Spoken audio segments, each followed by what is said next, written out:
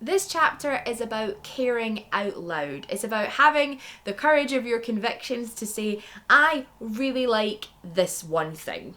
I know that being cool means that you can't care about anything, because if you openly care about something, then that gives someone else the ammunition to make fun of you for caring about that thing. However, with the first of the best practices for the programme, it's about building safety, building trust, and building community. Hopefully by now, that will have been demonstrated enough to know that sharing will not be met with mockery, it will be met with applause. So capitalizing on that, we want to encourage the students to think about things that they care enough about to talk about and to write an ode about it. Dear Hermione is a crowd pleaser. I perform it quite often and I love doing so.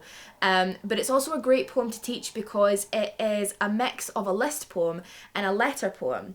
And if I know anything about teaching poetry, is that sometimes you have to trick people into writing poetry, because saying write a poem is a really, really scary thing. So I will constantly teach lists and letters instead of trying to teach poems. And by the way, if you go through this whole programme and only teach lists and letters for any of the exercises, that is fine. So Dear Hermione was important to me, and the Harry Potter series was important to me, not just because of the characters, but also I learned a lot about racism and classism and feminism.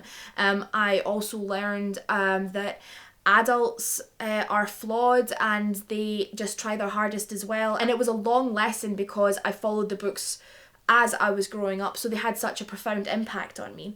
But Dear Hermione means I got to pay tribute to a character that I loved and related with and I found really powerful and a great role model growing up. But I also got to pay tribute to the things that were in the books that were great lessons for me.